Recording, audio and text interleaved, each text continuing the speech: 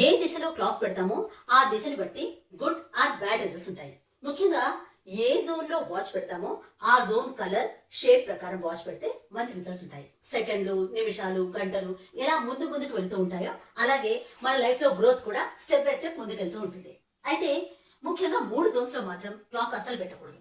ఈ 3 జోన్స్ లో క్లాక్ పెడితే గ్రోత్ కాదు కదా, ప్రాబ్లమ్స్ క్రియేట్ అవుతాయి. అవి ఏంటంటే ఫస్ట్ సౌత్ వెస్ట్ జోన్. ఇక్కడ కనుక వాచ్ పెడితే మీ లైఫ్ లో మీరు ఏదైతే గ్రోత్ ని కోరుకుంటారో అది డిస్పోజ్ ఆఫ్ అయిపోతూ ఉంటుంది. ఎందుకంటే అది డిస్పోజల్ జోన్ కనుక. రెండోది west north west detox and depression zone. ఈ జోన్ లో కనుక క్లాక్ పెడితే తెలియకుండానే మనసు అశాంతిగా ఉండి డిప్రెషన్ కి లోనవుతూ ఉంటారు. ఇక మూడవది సౌత్ ఈస్ట్. మిక్సీ కనుక ఆన్ చేస్తే ఎలా గిర్ర తిరుగుతూ ఉంటుందో అలాగే పనులు కూడా ముందుకు పోకుండా పని జరుగుతున్నట్టే ఉంటుంది, కానీ మళ్ళీ వెనక్కి వస్తూ ఉంటుంది. అంటే అక్కడక్కడే తిరుగుతూ ఉండి టెన్షన్ క్రియేట్ చేసి అనారోగ్యానికి కారణమవుతుంది.